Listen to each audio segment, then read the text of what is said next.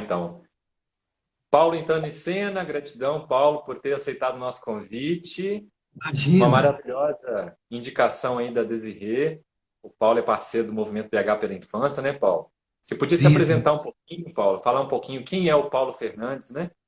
com certeza. Primeiro eu quero agradecer a Desirê, né, que sempre tá me indicando para vários trabalhos, várias coisas envolvidas que envolvem a questão da criança e do adolescente.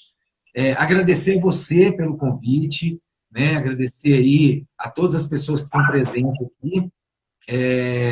Guegué, Ivana, minha irmã, o Jamil Guerra, querido Jamil Guerra, homem dos sapatos de palhaço, um grande artista, né? Agradecer a todas as pessoas que estão presentes. Bom, eu vou aproveitar a história que o Pedro contou, e ele falou uma coisa que é o que eu acredito e a maneira como eu me apresento, né? Então, deixa eu me apresentar. Eu sou Paulo Henrique Fernandes, também conhecido como Paulo Fernandes. Sou filho da dona Vani e do seu João Bosco.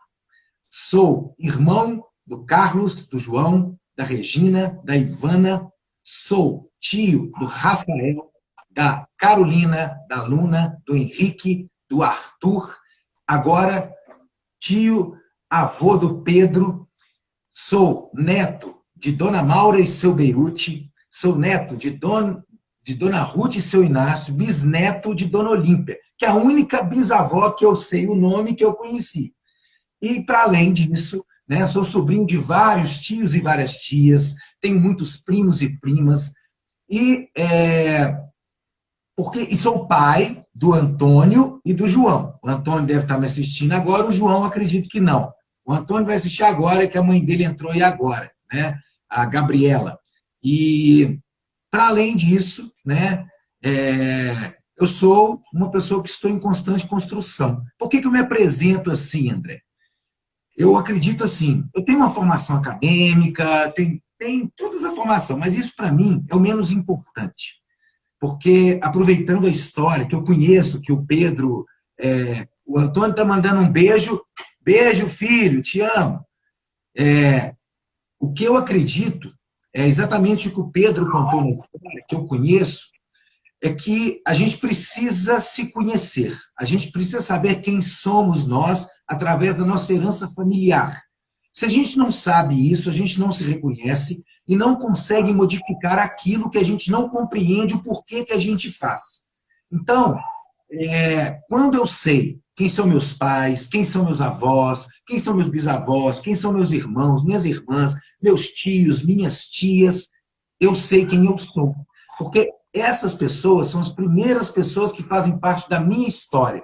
E é como a história que o Pedro contou, né? Eu posso repetir ou não aquilo que os meus pais fizeram, aquilo que os pais dos meus pais fizeram. O que acontece é, se eu, por exemplo,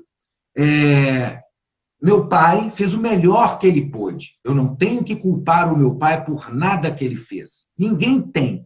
Porque o pai da gente faz o melhor que ele acha que ele está fazendo, com erros e acertos.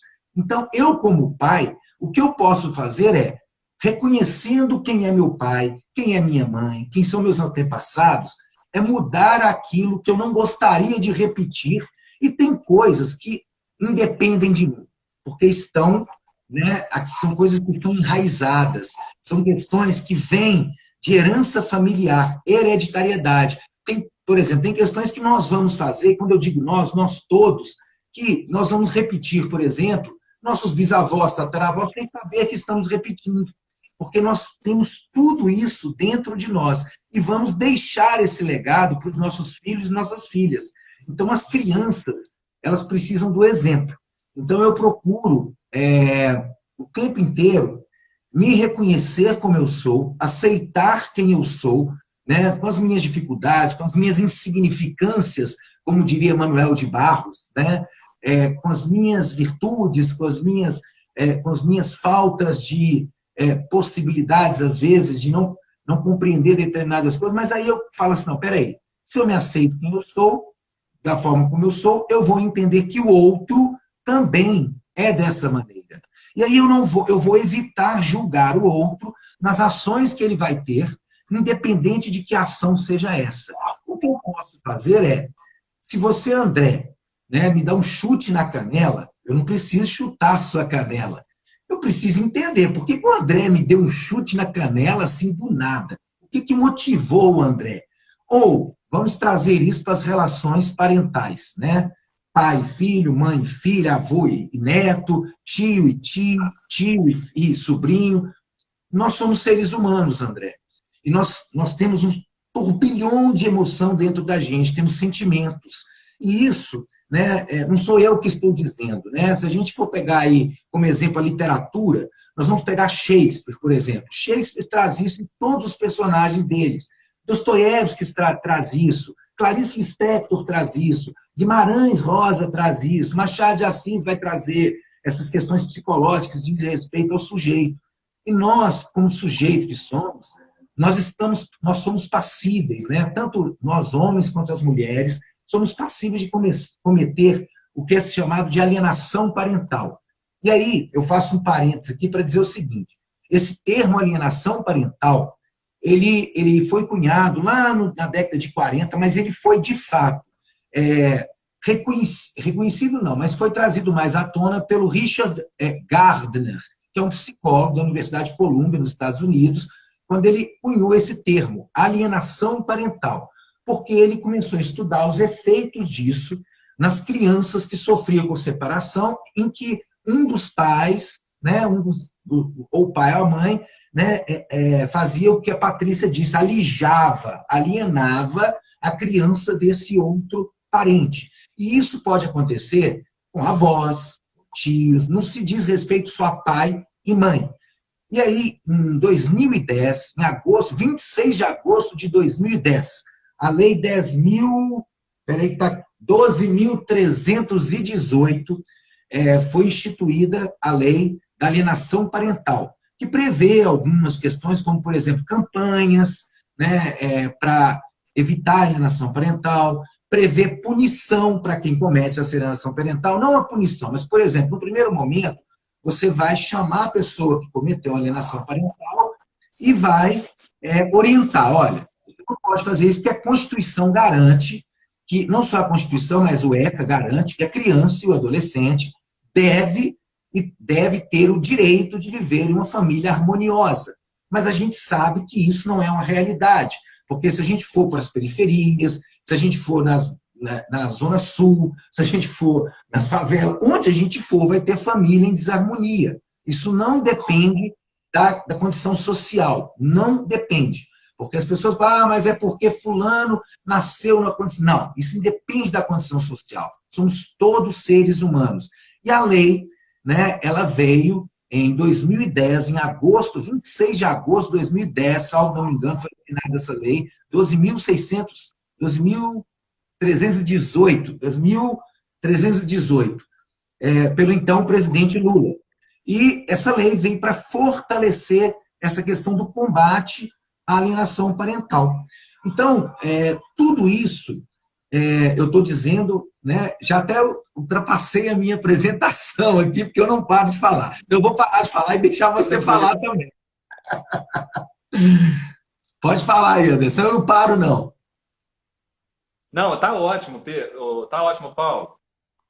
Então, olha só, o que acontece? Eu acredito, assim, a alienação parental, ela não vai deixar de existir, porque como seres humanos que somos, como sujeitos de linguagem que somos, e aí eu vou lembrar aqui do Freud, quando ele dizia que ele falava que tinha de 3 profissões que ele considerava impossível: governar, educar e psicanalizar, ou curar. Por quê? Essas 3 profissões têm algo em comum, que é a linguagem. E a linguagem traz junto o desejo e traz junto, né, também a questão do poder, da disputa pelo poder. Então, quando tem linguagem, existe não só, né, essa questão que é o desejo, então tem o meu desejo, o desejo do outro, aquilo que eu desejo do outro, aquilo que o outro deseja, aquilo que o outro deseja para ele, mas que ele não sabe que ele deseja. Então tem tudo isso envolvido. E como seres humanos que somos, sujeitos, né, de desejos que somos, Muitas vezes, quando há uma separação, muitas vezes acontece de os casais saírem com muitas rusgas, né? Com muitas, com muitas, com essas coisas das feridas que ficam, né? Da separação. E aí tem o filho que está ali no meio disso tudo, que não tem absolutamente nada com isso. A criança, ela não tem nada com isso, né? Ela está vivendo ali, ela faz parte da vida do casal, é filho, filha, mas ela não tem nada a ver com a briga do adulto. A criança, ela tem um outro olhar para o mundo. A criança, ela não tem o olhar que o adulto tem, né? A criança, ela não vê o mundo da forma como o adulto, né? Tem um livro aí que eu gosto muito, que eu li lá em 1995, Quando Eu Voltar a Ser Criança.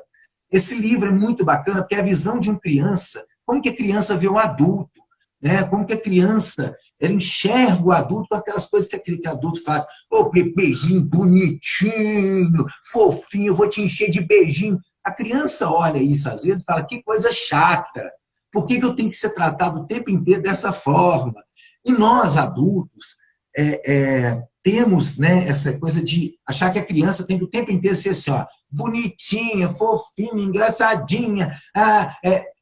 E a criança ela não quer o tempo inteiro ser tratada dessa maneira. Ela também quer ser tratada como um sujeito, porque ela também tem desejos. E quando acontece a separação, que tem essas rusgas, e aí vai haver, né, da parte de um ou de outro, a questão do desejo de vingança, né, porque parte muito pelo desejo de vingança também, uma das coisas que ocasiona a alienação parental também é o desejo de vingança, né, entre outras. O que acontece? Esses adultos, né, seja o pai ou seja a mãe, porque a alienação parental não diz respeito só à mãe que aliena o filho do pai, mas tem pais que fazem isso em relação à mãe, tem avós que fazem isso em relação ao pai ou à mãe, tem tios que fazem, né? Então, a alienação é como a Patrícia disse anteriormente na live com o Jamerson, né? É alijar, fazer com que a criança, e nesse processo, André, a criança ela se sente culpada. Ela vai se sentir culpada, porque ela vai achar que ela é responsável por aquela briga. São vários os sintomas que vão causar na criança. A criança pode se tornar antissocial, a criança ela vai começar a se isolar, ela pode ter uma depressão, a criança ela pode passar a ficar agressiva, a criança ela pode ter comportamentos na escola, onde vai influenciar diretamente no processo de aprendizagem. Então, tudo isso, né, vai influenciar direto na criança e no adolescente, porque são sujeitos em formação. Ainda estão em formação. Nós não. Nós somos adultos também em formação, mas que já vivenciamos questões que as crianças e adolescentes não vivenciaram. Então, por exemplo, um adolescente. Eu tenho um filho adolescente de 14 anos. Então, quando meu filho está vivendo a fase dele agora, que os hormônios estão pulando, que às vezes não consegue ter um sentimento para fora, que não sabe o que está vivendo, é um turbilhão, eu já passei por isso.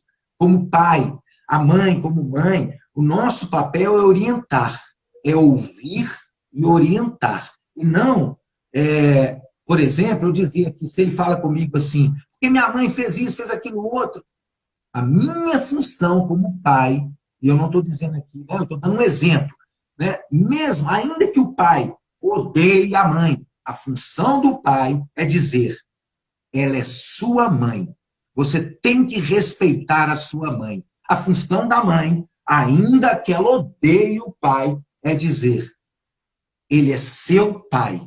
Você precisa entender, conversar e respeitar o seu pai. Porque quando eu faço isso, ainda que eu esteja em casas separadas, ainda que eu esteja num processo em que ele está na casa dela, vem para minha casa, isso com qualquer criança ou adolescente, ele vai entender o seguinte, olha, meus pais separaram. Separaram não os pais, separaram o homem e a mulher, né? O José e a Maria separaram, mas o pai e a mãe não separam. Porque pai e mãe são para a vida inteira. E o filho é pelo resto da vida. Então, o pai e a mãe, eles não se separam. Tanto que numa terapia, por exemplo, de casal, com filhos, você vai ouvir isso no consultório. Olha, vocês têm que entender o seguinte, você, Pedro e Maria, separaram. Mas o pai e a mãe, não. Vocês ainda têm um filho para criar e ele precisa entender que vocês conversam, que vocês entendem, têm um entendimento a respeito da criação dele. Por mais que às vezes vocês não concordem, vocês precisam entrar em comum acordo para que essa criança, esse adolescente, tenha aquilo que a gente chama de estrutura familiar, que nem sempre vai vir do pai e da mãe. Às vezes essa estrutura familiar vai vir do avô, da avó, de um tio, de uma tia, porque muitas vezes as crianças são terceirizadas, a educação dos filhos muitas vezes é terceirizada. Né? Muitas vezes o pai e a mãe têm filho, mas terceiriza a educação. Né? Terceiriza. Simplesmente fala assim, olha, vou pôr fulano aqui para cuidar o dia inteiro, ou vai deixar. Hoje, né, é muito comum, uma geração, né, talvez do final dos anos 90 para cá, é muito comum a gente ter crianças que são criadas pelos avós, né? Eu acho um erro. Eu, Paulo, eu considero isso um erro. Os avós não têm que criar os filhos dos filhos. Os avós têm que receber os netos para brincar, para uma visita. Quem tem que educar os filhos são os pais, né?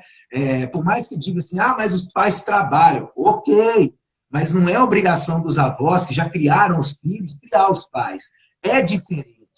É diferente. Os avós não têm obrigação como pais. Não tem. Não tem. Quem tem que criar é o pai e a mãe, desde que eles estejam vivos e presentes na vida dos filhos. Mas se os pais, por exemplo, faleceram e ficaram os avós, aí é diferente. Né? Aí os avós vão criar, vão educar, vão tentar fazer da melhor forma que eles acreditam. E aí, voltando lá atrás, quando eu me apresentei, aí essa criança, esse adolescente também tem que se reconhecer. Por isso é importante, quando a gente fala de alienação parental, entender o que isso ocasiona, né, para a criança e para o adolescente quando um pai e uma mãe alija o outro da vida do filho. Tem um documentário na internet que é muito interessante, que chama... eu esqueci o nome do documentário. Fala exatamente sobre alienação parental. Eu esqueci o nome do documentário agora. Esse documentário Morte Inventada. A Morte Inventada, perfeitamente. Obrigado. Esse documentário traz muito depoimento de adolescentes, de pessoas que vivenciaram, né, essa questão do alijamento do pai ou da mãe. E é tão importante. Tem uma adolescente que fala, ela até chora quando ela diz, né? Eu vinha da casa do meu pai, eu não podia contar para minha mãe que foi um dia feliz. Eu não podia. E isso não deveria ocorrer. Mas, eu volto a dizer, como somos sujeitos à informação, somos seres humanos, temos todos os sentimentos, emoções dentro de nós, não nos conhecemos completamente até o dia em que morremos, não sabemos todas as reações que nós vamos ter diante da vida, diante das circunstâncias, diante das questões que nos vão afligir ou não. Eu acredito que a gente precisa, sim, falar, falando que a gente vai conseguir amenizar essas questões. Falar é importante, sim, e é necessário. De qualquer assunto que seja, independente se ele seja polêmico ou não, mas todo assunto que gera essa questão de vai afetar o desenvolvimento do outro, ou que vai trazer, por exemplo, questões como, né, assuntos como questões sobre racismo, sobre homofobia, xenofobia, é importante. Por quê? Ô, Paulo, Oi? Deixa eu fazer uma interação contigo agora, nesse campo aí. Assim, eu não falo, não, vou entrar todos os momentos oportunos mesmo, tá? Mas está maravilhoso ouvir você. Quando você fala aí de é importante falar, eu estou lembrando aqui agora da comunicação não violenta e da compaixão, que foi o tema da live de ontem com a Camila Marques, que foi uma live também muito interessante, porque eu tenho feito uma reflexão e tenho mergulhado bastante nesse campo da comunicação como uma tarefa de autoconhecimento, porque eu entendo que a comunicação ela ainda é muito frágil entre nós. Nós nos comunicamos mal, tanto no sentido da escuta como no sentido da própria fala. Então, quando o Paulo fala assim, é importante falar, eu me lembrei logo disso, porque a comunicação não violenta, ela traz um conjunto de técnicas, um conjunto de reflexões que nos faz aprimorar a nossa comunicação no sentido da escutatória e no sentido da oratória, mas num sentido mais profundo, uma perspectiva mais profunda, né? É que a gente expressa, como um ser humano de necessidades que somos, como você mesmo ressaltou, precisamos afinar muito a nossa comunicação para que a nossa fala seja amorosa, seja respeitosa e a nossa escuta seja atenta, né? Porque até tem um bannerzinho na internet rolando que fala assim: você escuta para responder ou para compreender? Então, tem pessoas que você conversa com ela, você vê na expressão facial de que ela não está te ouvindo. Ela já está preparando o que ela vai te falar depois. Então, é extremamente ruim, ruidoso, né? Conversar com alguém que não tem esse afinamento, né? Então, eu queria só trazer aqui a importância, né? Até falei ontem na live com a Camila, que se a gente pudesse juntar todas as pessoas, todos os convidados, numa grande live, todos os temas estão conversando uns com os outros. E é isso, eu queria só reforçar essa questão da comunicação não violenta. E, André, quando você fala disso, eu fico pensando assim, quando eu falei da linguagem, né? É exatamente o que você está falando. A linguagem, eu acho que o grande problema, na verdade, que nós temos enquanto seres humanos é a linguagem. O que faz com que a gente tenha muitos atritos é a linguagem. Porque, por exemplo, eu digo A, o outro entende A. Eu digo B, o outro entende D. E aí, por exemplo, eu vou conversar com você sobre um assunto. Então, você chama aqui, vamos falar sobre alienação parental. Mas aí você pensa uma coisa, eu penso outra, e a gente não consegue chegar num acordo. Vai haver atrito. Vai haver atrito. Não, não tem como não ter atrito quando a gente não consegue, por exemplo, eu vou falar de, sei lá, eu vou conversar sobre, tem muita essa coisa da gente ouvir, assim, não se fala sobre religião, política e futebol. Fala-se sim, tem que se falar. O que não se fala, o meu modo de pensar é quando você quer falar de futebol, você traz a paixão e aí você não escuta o outro. Você quer apenas impor ao outro o seu desejo de fala. E aí vai haver atrito. Vai haver atrito na fala, pode haver um atrito da violência física e até mesmo uma violência que chega às vias de fato, né? De uma quer matar o outro. Né? Quando a gente fala de criança e adolescente, de alienação parental, é importante que as pessoas entendam exatamente isso. Né? Os pais têm que entender isso. Né?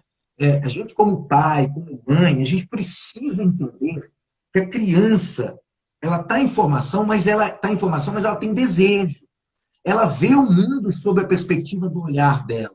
Tem um livro que eu gosto muito, que é O Sol é para Todos, da Harper Lee, que conta a história do Atkinson, que é um advogado que vai defender o Tom Robinson, que é um homem negro no sul dos Estados Unidos da década de 30, acusado de estupro, mas ele não é culpado. Mas quem narra o livro é Scott, que é uma criança de 7 anos. Então, tudo se passa na perspectiva do olhar de uma criança.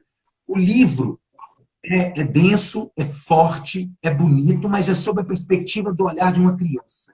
Como a criança vê esse mundo em que o adulto, né, de repente, o pai dela está defendendo uma menina, mas ela começa a sofrer por isso, porque ela está no sul dos Estados Unidos, né, onde é a parte mais racista dos Estados Unidos, e aí, de repente, sem entender por que, ela começa a ser chamada de defensora de negros, e ela não entende, mas o que tem eu defender negros, né? O que tem isso? Eu não estou entendendo por que vocês estão falando isso. E ela começa a entender, o pai dela fala, olha, tenha paciência, mas ela é uma criança, com um turbilhão de emoções, e quando os outros provocam, ela vai para cima dos meninos, e fala, você não fala isso comigo, e pega os meninos, e vai bater nos meninos. O irmão dela tenta apaziguar o irmão mais velho, mas é a perspectiva do olhar de uma criança.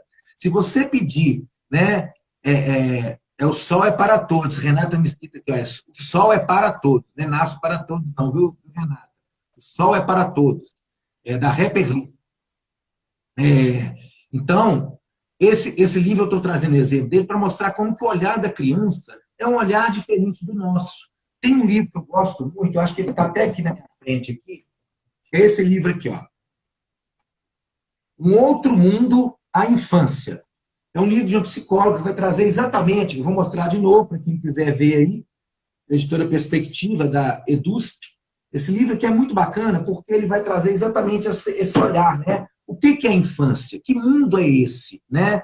E lembrando também que a infância ela é uma invenção. Tem um documentário que chama Invenção da Infância. Né? Não existia infância.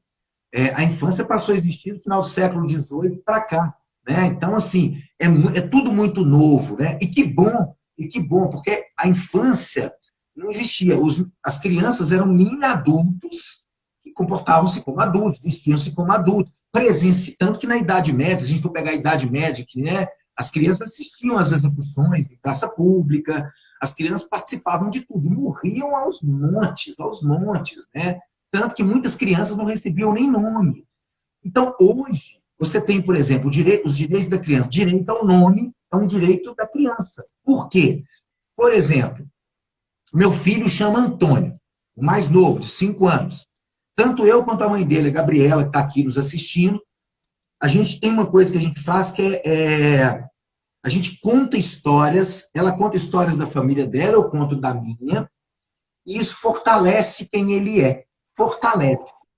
Se você disser para ele, tem um caso que aconteceu com ele, a gente estava na Biblioteca Municipal, no CRJ, aqui em Belo Horizonte, e a Érica Lima, que é uma grande querida amiga, que na época estava lá na biblioteca, ele estava com a camisa da Homem-Aranha, ela falou assim, olha, o Homem-Aranha. Ele olhou para ela e falou assim, será que você não está vendo que não é o Homem-Aranha? Eu sou o Antônio, eu só estou com a blusa do Homem-Aranha. Ele tinha 4 anos. Ela falou, nossa, Paulo, esse aí, eu falei, Érica, desde o dia que Antônio nasceu, ele escuta história. Não só história dos livros. Ele escuta histórias que aconteceu comigo, que aconteceu com os meus pais, que aconteceu. Eu conto as histórias do meu avô, eu conto as histórias das lembranças que eu tenho lá de Araçuaí, da terra dos meus pais. A mãe dele conta histórias da avó dela, da mãe dela, e isso é muito importante, porque isso fortalece. Aí, você tem alienação parental, o que vai acontecer? Vai deixar de existir. Porque uma das figuras vai ser desconstruída pela outra. E quando você desconstrói... Olha, vamos lá. Por exemplo, uma criança que cresce sem conhecer o pai. Não conhece o pai biológico. Vai chegar uma época da vida que essa criança vai sentir necessidade de conhecer o pai biológico. Porque ela quer saber quem ela é. Todos nós queremos saber quem nós somos. Todos nós. Isso é do ser humano. Ela vai querer conhecer a história dela. E para ela saber a história dela, ela precisa saber quem é o pai, mesmo que o pai tenha sido um assassino, mesmo que o pai tenha sido um ladrão, mesmo que o pai tenha sido um estuprador, independente. Ela precisa entender quem foi o pai para compreender questões existenciais. Porque nós herdamos, mesmo não conhecendo o pai ou a mãe, a criança herda o que foi do pai e da mãe e o que foi da família do pai e da família da mãe. Vai herdar. Tem questões que a gente vai repetir que a gente não sabe de onde vem. Eu disse isso lá no início. Mas vem de algum laço familiar que você sequer conhece. Né? Então, por exemplo, toda criança ela vai ter essa necessidade. Então, quando você tem a alienação parental, você está desconstruindo a imagem do pai ou da mãe para aquela criança ou adolescente, está evitando que essa criança ou adolescente tenha o contato e descubra por ela mesma quem é o pai, quem é a mãe do pai, quem é o pai do pai, quem é a família do pai. Porque ninguém tem o direito de destruir a imagem do outro. Ninguém tem esse direito. Né? Eu posso te odiar, André, mas eu não tenho o direito de destruir a sua imagem para ninguém. Eu não tenho. Eu não tenho esse direito. As pessoas precisam conhecer você por elas mesmas. Não sou eu que tenho que dizer, o André, aquele barbudo lá, cabeludo, ele cospe no chão, ele joga papel. Não sou eu que tenho que dizer isso. As pessoas precisam conhecer você por elas mesmas, pelo olhar delas. Né? Não sou eu que tenho que dizer para o outro. E eu não estou dizendo que quando eu falo isso, eu não estou me excluindo de já ter feito isso, não. Mas a reflexão sobre isso faz com que eu evite de fazer isso. Porque quando a gente reconhece essas questões, a gente não faz. Pode falar. Então, Não, mais um momento oportuno para eu entrar aqui, para fortalecer uma ideia que eu acho que é super importante, né? Que é a trilha do autoconhecimento. Você falou disso, a Camila Marques falou disso, e outros convidados falaram sobre isso no festival. E um dos objetivos que a gente intencionou com o festival é, na verdade, fazer levar essas informações, esses conhecimentos, esses esclarecimentos, para que as pessoas possam, a partir disso, aprofundarem a trilha do autoconhecimento. Porque eu acredito, depois que eu tive contato pela primeira vez com a comunicação não violenta, eu passei a perceber, a encarar a violência de uma outra maneira. Eu não olho mais para o agressor como alguém do mal, alguém que tem que ser demonizado, alguém que tem que ser excluído. Eu olho para o agressor, claro que é um exercício que eu estou fazendo ainda, né? Mas eu olho para o agressor com compaixão, que é um exercício muito desafiador. Porque, no final das contas, a violência, a não ser que seja patológico, a violência ela não nasce grande. Ela nasce lá atrás, muito pequenininha e, às vezes, até sutil. E a pessoa que é agressora ou o agressor, muitas vezes ela não teve espaço para tomar consciência dessa agressão e das raízes que estão por trás desse lado agressor dela. Então eu fico pensando que a mãe ou o pai ou outro parente, quando faz alienação parental, que às vezes é motivado por vingança ou por outros fatores, eu acredito que essa pessoa merece a compaixão porque é uma pessoa que se conhece talvez pouco. É uma pessoa que precisa se conhecer mais. Ela precisa dar conta de questões existenciais que talvez ela não esteja dando conta. E no final das contas, se a parceria não deu certo na vida conjugal, gente, vamos pelo menos ser parceiro na vida dos filhos. Porque, como o Paulo falou, os filhos não têm nada a ver com isso. A escolha de serem companheiros como homem e mulher não foi uma escolha que envolveu os filhos.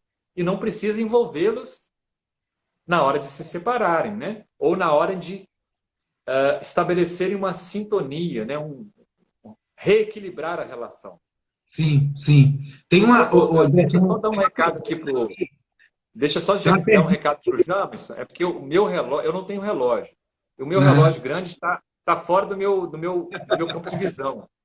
Eu queria pedir o Jamerson para me dar um toque quando estiver faltando uns 5 minutos, por favor, Jamerson, se você puder, estiver por aí ainda, para eu não ser pego de surpresa igualzinho ontem. Tem uma pergunta. Pode fazer isso para mim.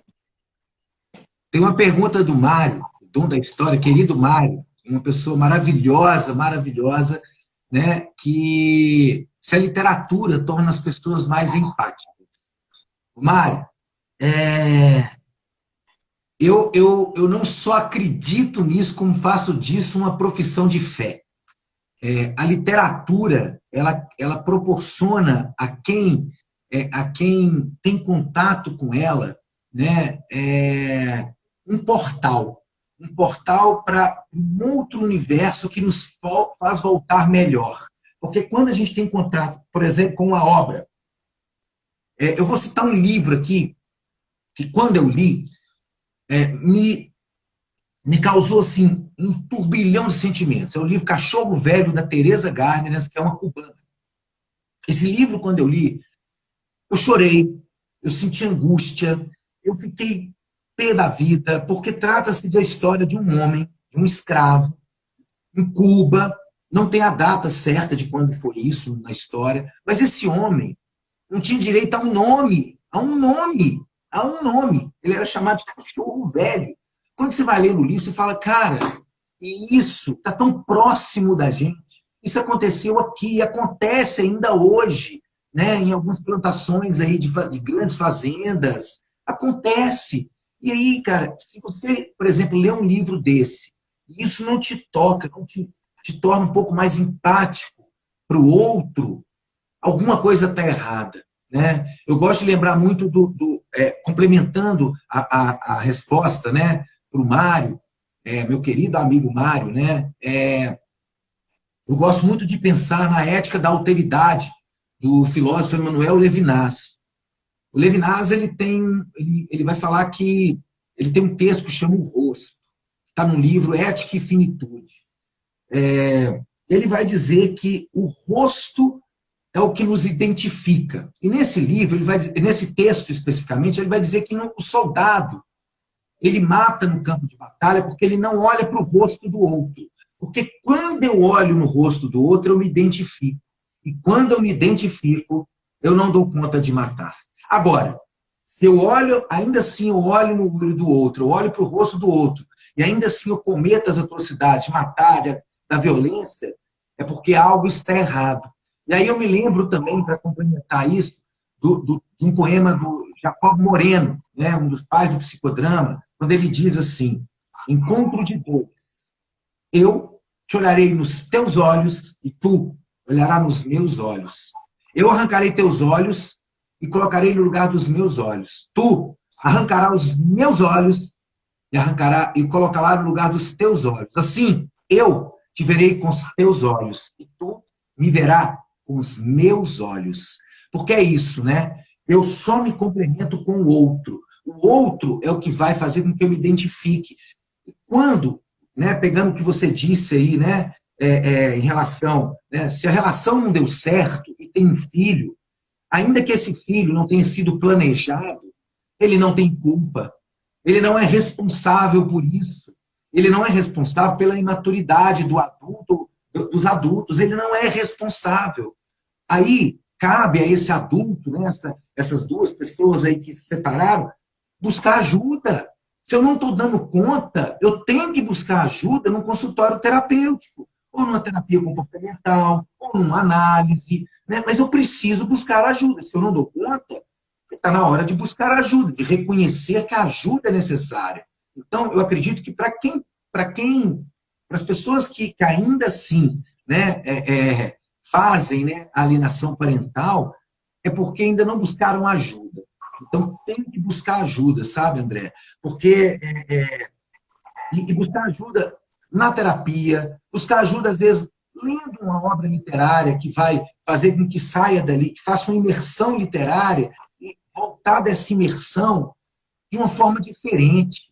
Porque a literatura pode proporcionar isso, né? Ela pode proporcionar. Não é o papel principal dela, não. Mas quando você pega uma obra como, né, uma obra de Machado de Assis, ou de Dostoiévski, ou Shakespeare, se você lê e ainda assim aquilo não te modifica de alguma forma, tem alguma coisa errada. Tem alguma coisa errada. E aí alguém disse aqui também, né, que quando você desconstrói a imagem do pai ou da mãe para o filho ou para a filha, você está também,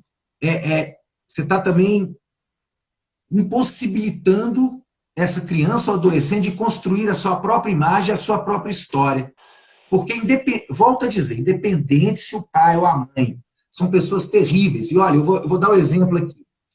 Eu trabalhei 3 anos no sistema socioeducativo e por 2 anos eu estive em 2 presídios, na Dutra Ladeira e na penitenciária Estevão Pinto, a penitenciária feminina.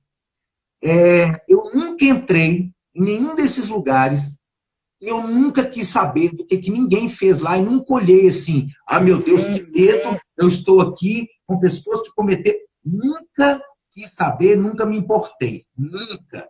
Porque ali, para mim, estão seres humanos. E eu não sei qual é a atitude, ninguém sabe que atitude vai ter diante de algo, porque ninguém se conhece completamente. Então, por que eu estou dizendo disso? Porque, por exemplo, tinha uma mulher, eu descobri isso pelos jornais, fazia parte do Roda de Leitura na penitenciária. Aí, certo dia, ela participava, ela participava das rodas, discutia os livros e tal.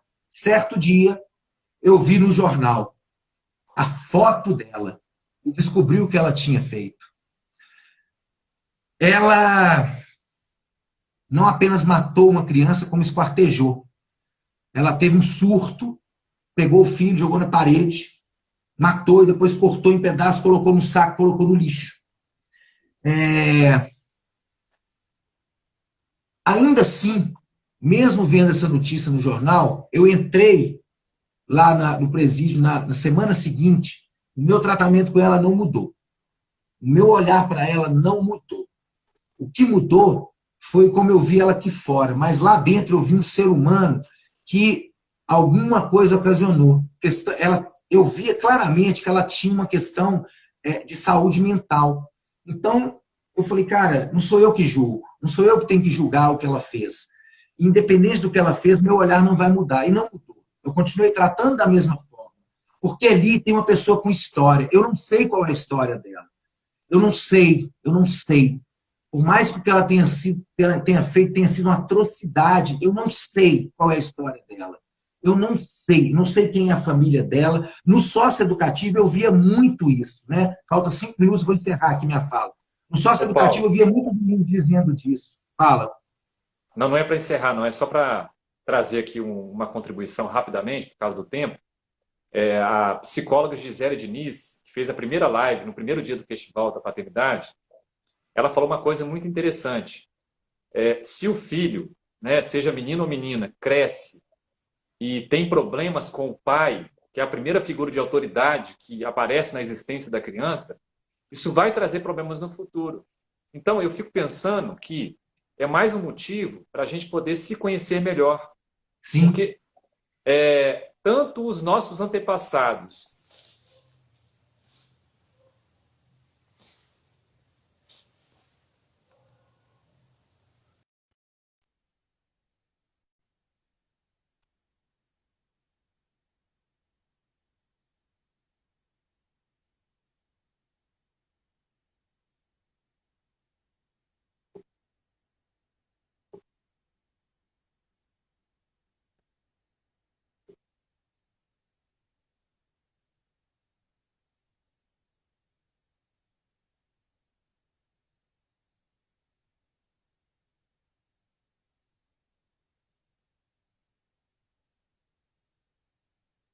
Ô Paulo, gente, a gente está voltando aqui ao vivo no canal da Casa Teresa para continuar a transmissão da live com o Paulo Fernandes sobre alienação parental, dando continuidade à live que começou com o Jamerson e a Patrícia Pereira. Só ver se consigo. Não estou conseguindo enviar para você o convite, Paulo. Envia para mim de novo.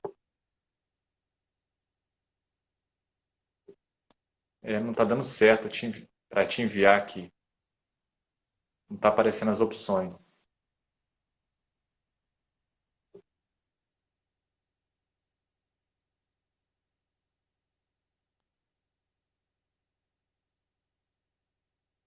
Paulo, envia o convite aí de novo, porque eu não estou conseguindo te enviar o convite. Não está dando, não está aparecendo essa opção. Agora tá, peraí.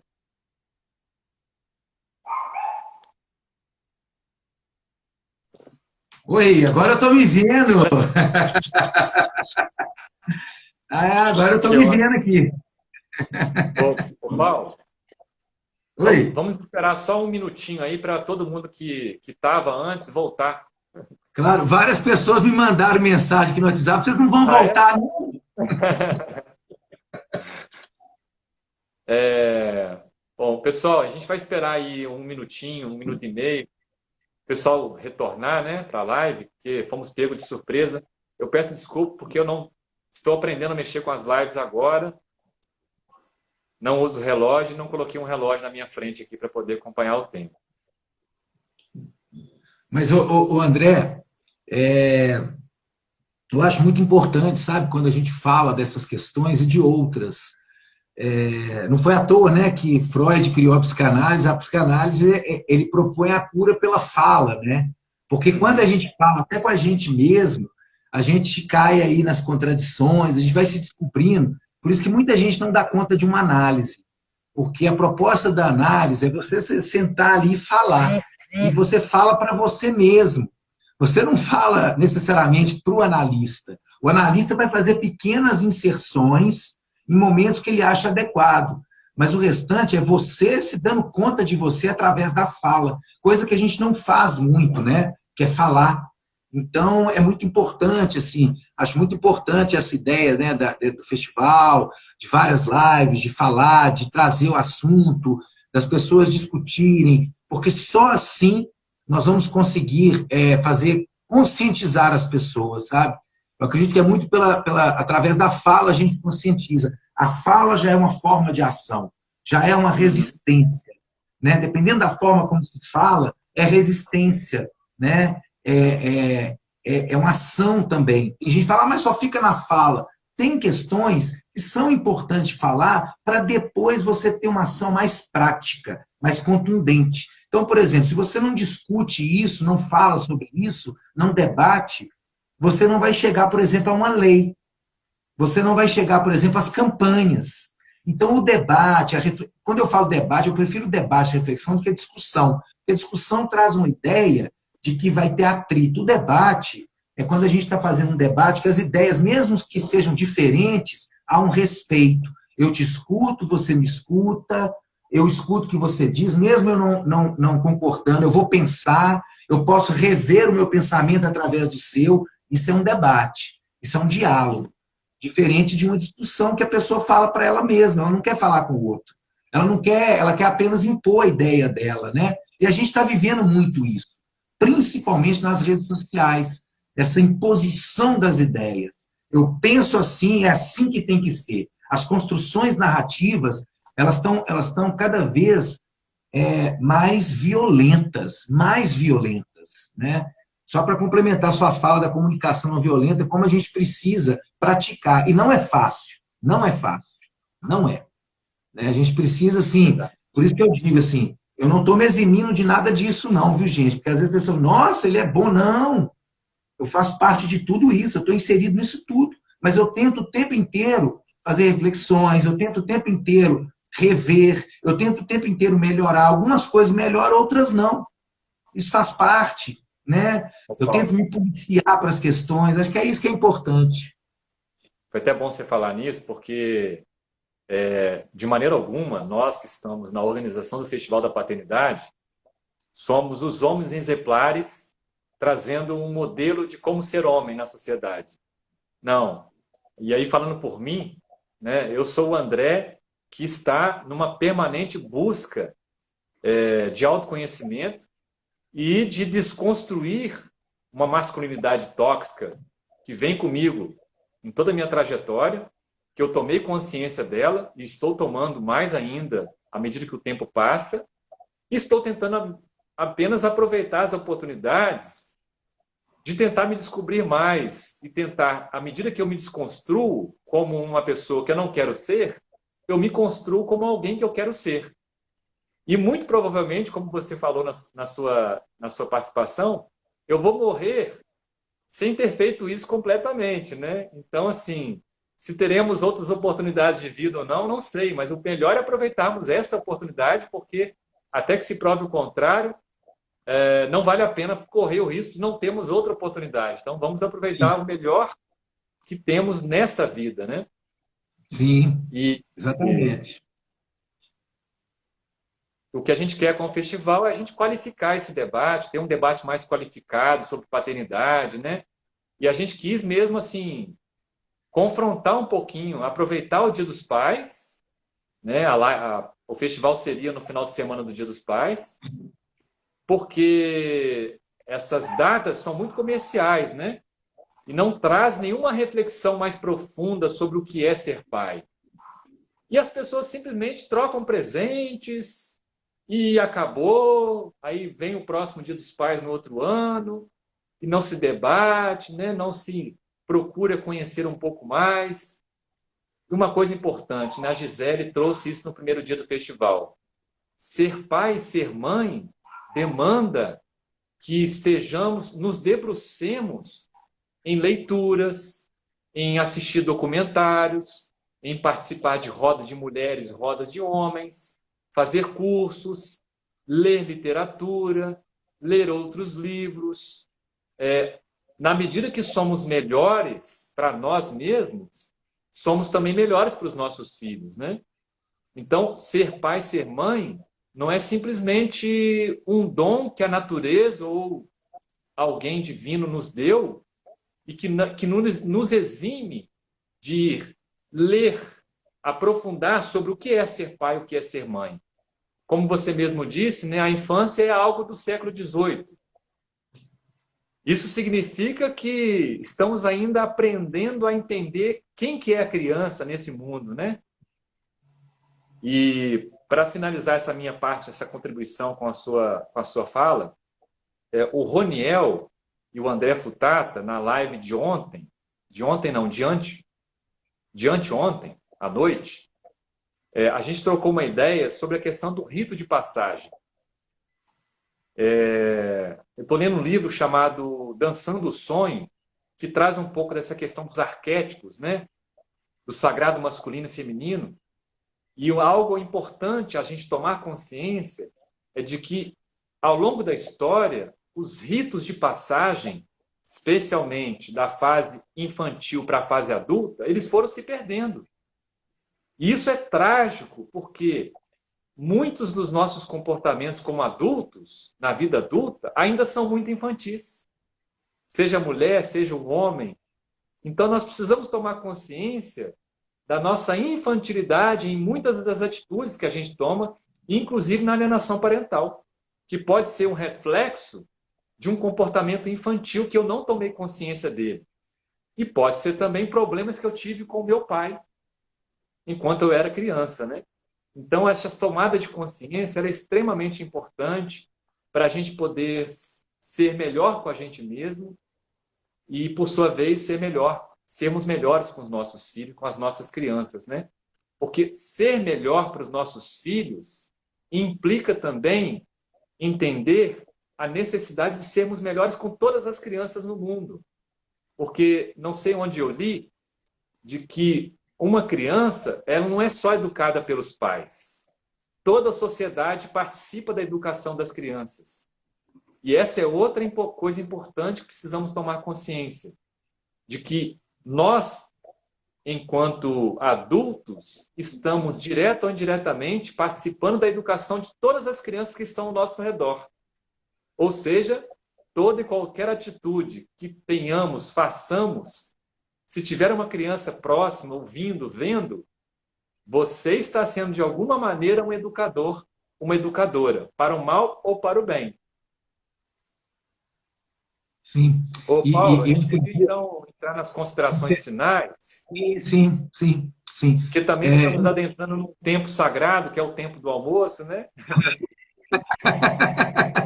Bom, queria, antes de mais nada, agradecer mais uma vez a Desirê que entrou aí, né? Que está sempre, né? Assim, está sempre me colocando aí, me convidando, me indicando, né? Pessoa que confia no meu trabalho, acredita no meu trabalho. A Desirê, que é uma pessoa que é incansável na defesa dos direitos da criança e do adolescente. A Desirê é uma pessoa, vou voltar a dizer, incansável. Ela tem uma luta incansável para fortalecer os direitos da criança e do adolescente em todos os campos, todos. É uma figura importantíssima aqui em Belo Horizonte, não só em Belo Horizonte, mas eu acho que ela já é uma figura importante nacionalmente, nesse sentido, né? E sempre está me levando aí para essas questões, me indicando, e eu estou aqui hoje, né, porque a Desirê intermediou esse nosso encontro, então sou muito grato ao Desirê, ao BH pela Infância, a Rebrink. Queria aproveitar, pegar a sua fala da questão da data comercial, é exatamente isso que a Rebrink trabalha, né? Rede Brasileira de Infância e Consumo, que é o não consumismo, combater o consumismo infantil. E não só o infantil, porque para combater o consumismo infantil, você precisa combater o consumismo do adulto. Porque muitas vezes as pessoas elas compram, mas acho que é importante a gente se perguntar assim, olha, eu vejo essa garrafinha, aí eu falo assim, ó, abriu o comércio, eu vou lá comprar a garrafinha, mas eu tenho aqui em casa, eu preciso? Eu de fato preciso disso? Por que eu estou indo comprar? Eu já tenho uma. Mas é porque eu sempre tive vontade, tá? Mas eu preciso mesmo. Eu preciso, essa pergunta tem que ser feita o tempo inteiro. E quando a gente trabalha com a criança, educação para né, o não consumo excessivo, a gente está criando, né, futuros adultos conscientes. Então, a Rebrim que faz esse trabalho bacana, o BH pela Infância, que faz um trabalho belíssimo também em defesa da criança e do adolescente, né, na Câmara de Vereadores, na Prefeitura, na Assembleia Legislativa. Então, assim, a Desirê é uma pessoa incansável nesse combate, sou muito grato a ela por essa intermediação. Agradecer a todas as pessoas que estiveram aqui até agora, né, por todas as pessoas que estiveram nos assistindo, que voltaram, que contribuíram, né, a minha querida amiga Guegué, meu querido amigo Mário, minha irmã que entrou, e a Ivana e a Regina entraram aí, minhas duas irmãs. Minha mãe falou que tentou assistir, não conseguiu, mandou mensagem aqui para mim, mas depois eu mando para ela. Né? Agradecer a Gabriela, a minha ex-esposa que está assistindo com o Antônio. Estou indo lá agora, né? Estou saindo daqui, estou indo lá ver o Antônio, né? Que eu vou brincar com ele um pouco. Agradecer a todas as pessoas que estiveram aqui até agora. Renata, a minha prima que está aqui assistindo também. Agradecer a você, André, por essa oportunidade de vir aqui falar. Espero que tenha contribuído para as pessoas aí que assistiram. Espero que tenha sido de boa valia, né, para todo esse debate, que tenha trazido boas contribuições. Espero que tenha valido a pena para quem nos assistiu. Espero que tenha valido a pena para vocês do festival. Agradecer e me colocar à disposição para vocês no que diz respeito à literatura infantil, à literatura, a falar de literatura, trabalhar com literatura, né, minha área, né, enfim, estou me colocando à disposição. Se inscrevam no meu canal, Ler é Criar Asas, para quem não se inscreveu ainda, lá no YouTube, tá, onde eu faço dicas de livros semanalmente, para os pais, mães, professores, professoras. Toda semana tem um livro indicado lá. Então é isso, muito obrigado. Bom domingo para todo mundo, bom início de semana aí. Ô Paulo, eu queria fazer assim um fechamento com você e queria já deixar o convite para que todos possam continuar com a gente aqui na live, porque assim que o Paulo sair de cena, usando a expressão do teatro, o Jamerson entrará em cena comigo para a gente, em 5 minutos, fazer o encerramento do festival com algumas questões importantes que a gente queria trazer para vocês.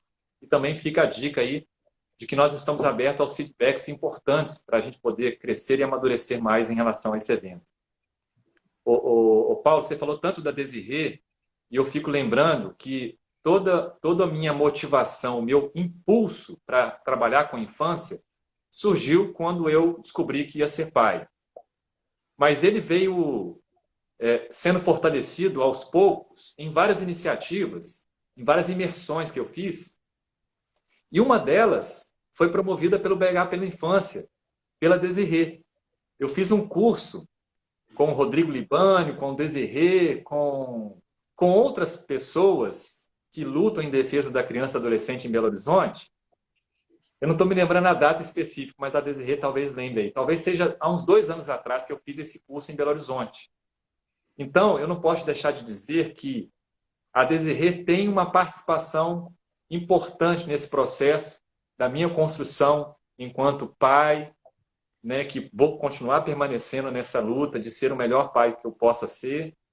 E esse festival também eu dedico muito à Desirê, ao Movimento BH pela Infância, que nos deu todo o apoio para criar o Movimento Lafayette pela Infância, que foi totalmente inspirado no movimento de Belo Horizonte e que a gente precisa aqui reestruturar esse movimento para a gente poder dar força para ele. E eu queria lembrar aqui do Jamil, como esse universo é interessante, o Paulo. Eu conheci o Jamil através do Desirê, como é que é o nome daquele outro palhaço que participou do curso ano passado? O André Quissé. O André Quissé, eu estava querendo fazer um sapato colorido, de palhaço. Eu transito um pouquinho por essa área da arte, do teatro. E o André, não sei se foi a Desirê que me indicou o André Quissé, deve ter sido. E o André Quissé, ele me indicou o Jamil. E o Jamil fez um sapato especialmente para mim, mas ele faz isso para todo mundo que encomenda, né? E eu fui buscar esses sapatos com a minha filha, lá na UFMG, lá perto da Fafiche. Foi a oportunidade que eu tive de, ao mesmo tempo, pegar os sapatos E em pouco tempo conheci essa pessoa maravilhosa que é o Jamil. E a gente guardou o contato um do outro, e que bom que hoje ele está participando da sua live e eu estou reencontrando com ele, né? Então, esse mundo é maravilhoso. Bom, Paulo, então, assim, para fechar com você, gratidão, minha gratidão por ter aceitado o Obrigado. nosso convite, gratidão pela pessoa maravilhosa que você é, tanto na sua trajetória que eu pude ver no currículo, como você ao vivo aqui nessa live, uma pessoa maravilhosa. Eu vou seguir o seu canal, porque eu adoro ler histórias, comprar livros novos para minha filha. Eu acho isso formidável. A leitura, a literatura, como o Mário trouxe aí, né? A literatura ela é muito potente na nossa vida. E eu queria indicar um livro, que é um livro que eu comprei recentemente, se chama Minha Vida em Duas Casas. É um livro muito interessante para trabalhar com a criança essa questão de viver em duas casas, né? Porque eu acredito que quanto mais maturidade tivermos para lidarmos com os conflitos, e quanto menos a gente precisar do Estado, seja através do Poder Judiciário ou de qualquer outro poder, mais potente é na nossa existência. Porque, infelizmente, nós, ao depender do Estado para resolver um conflito nosso, pode acontecer do desgaste ser muito pior. Porque cabeça de juiz, às vezes, não reflete toda a maturidade que o mundo precisa para os tempos atuais. Então, temos muita gratidão por termos, por exemplo, a doutora Alessia, né, uma promotora da Vara Infância e Juventude aqui de Lafayette, que faz um trabalho maravilhoso, com um senso de humanidade, com sensibilidade, para escutar as pessoas, né, e trabalhar o conflito a partir de uma outra perspectiva.